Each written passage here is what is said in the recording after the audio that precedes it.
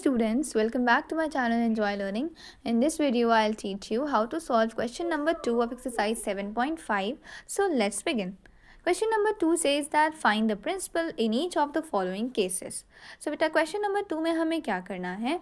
अब हमें देखिए क्या क्या गिवन है. SI गिवन है, टाइम गिवन है और रेट गिवन है, लेकिन हमें प्रिंसिपल नहीं गिवन है, वो हमें फाइंड करना है. तो हमने तो आपको बताया था कि हम ये पूरी एक्सरसाइज एक सिंगल फॉर्मूले की हेल्प से सॉल्व कर सकते हैं, है ना. So let's see how we will be solving this question. So ये फॉर्मूला है बेटा जो हमने आपको लर्न करवाया है ना कि SI is equal to P/R/T पैरेट, है ना, अपॉन 100. सब हम लोग कैसे लर्न करने वाले हैं प्रिंसिपल के लिए फॉर्मूला, कैसे हम डिराइव करेंगे उसे और लर्न करेंगे.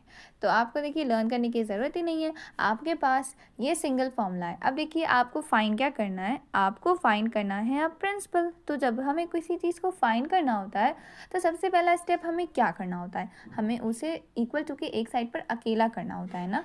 उसके साथ जो भी नंबर्स हैं मल्टीप्लिकेशन में, डिविजन में, एडिशन सब्ट्रैक्शन में, उनको सबको दूसरे साइड पर भेजना होता है. तो प्रिंसिपल के साथ यहाँ पे कौन कौन है, R और T न्यूमरेटर में मल्टीप्लाई हो रहे हैं प्रिंसिपल के साथ, और 100 जो है वो डिनोमिनेटर में है. तो सिंपल क्या करेंगे हम लोग, प्रिंसिपल फाइंड करना है हम लोग को. तो हम लोग सबसे पहले तो ये जो डिवाइड में 100 है इसे दूसरी तरफ भेज देंगे, और R और T जो न्यूमरेटर में थे, जो मल्टीप्लाई हो रहे थे, वो उन्हें भी दूसरी तरफ भेज देंगे.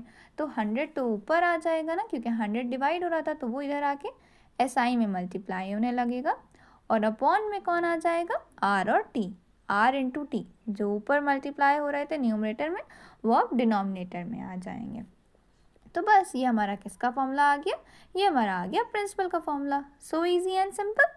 तो इसी तरीके से अगर आपको जैसे नेक्स्ट क्वेश्चन में आपको रेट फाइंड करना होगा, तो आप ऐसे ही रेट के लिए फॉर्मूला निकाल सकते हैं कि रेट के अलावा जो कुछ भी है उसे इक्वल टू के बस सिंपली दूसरी तरफ भेज दिए. जो डिनोमिनेटर में थे वो न्यूमरेटर में पहुंच जाएंगे, जो न्यूमरेटर में थे वो डिनोमिनेटर में चले जाएंगे. सिंपल. अब देखिए फॉर्मूला बन गया ना प्रिंसिपल का. अब सिंपली वैल्यू सब्स्टिट्यूट करिए और आंसर फाइंड कर लिए. Okay, so I will be helping you with the B part. So let's do it.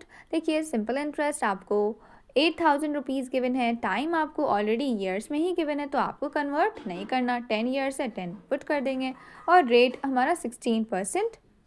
PA का फुल फॉर्म क्या होता है, PA का फुल फॉर्म होता है पर एनम. क्या फुल फॉर्म होता है, पर एनम. ये देखिए यहाँ पे लिखा हुआ है नीचे वाले क्वेश्चंस में, देखिए 12% पर एनम. ओके, सो एनम मीन्स ईयर, मतलब कि पर ईयर इतना रेट लग रहा है, 1 ईयर में इतना रेट है, ये मीनिंग होता है इसका. ठीक है, तो फुल फॉर्म है per annum. Now so simply अब हमने अपनी सारी वैल्यूज़ को फॉर्मूले में सब्स्टिट्यूट कर दिया. ठीक है बेटा, अब हम लोग को क्या करना है, कैंसलिंग करनी है. अगर आप जो हमने बातें बताई हैं कुछ 2-3 पॉइंट्स हैं, उनको माइंड में रख के सॉल्व करेंगे तो आपका कभी भी रॉन्ग नहीं होगा. कि आपका जो टाइम है वो ईयर में ही होना चाहिए, रेट जो है वो सिंपली एज इट इज़ हमें पुट कर देना होता है, परसेंट का साइन नहीं पुट करना होता फॉर्मूले में.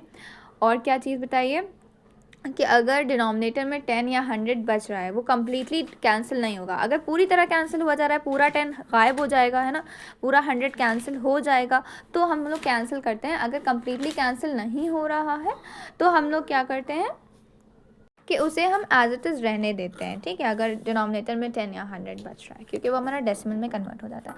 अब यहाँ पे तो हम लोग देख रहे हैं कि हमारा कम्प्लीटली 10 कैंसिल हो रहा है ना, एक एक ज़ीरो कैंसिल हो गया, तो हम लोग कैंसिल कर देंगे.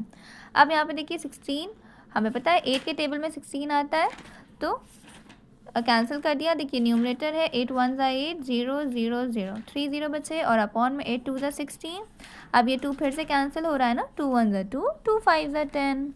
तो हमारा आंसर क्या आ गया, प्रिंसिपल क्या आ गया, 5 into 1000, है ना, यहाँ 1000 बचा, यहाँ 5 बचा, that is 5,000 rupees. In this way, our question is solved. I hope you understood this question and you will be able to solve A and C part. All the very best. Good luck.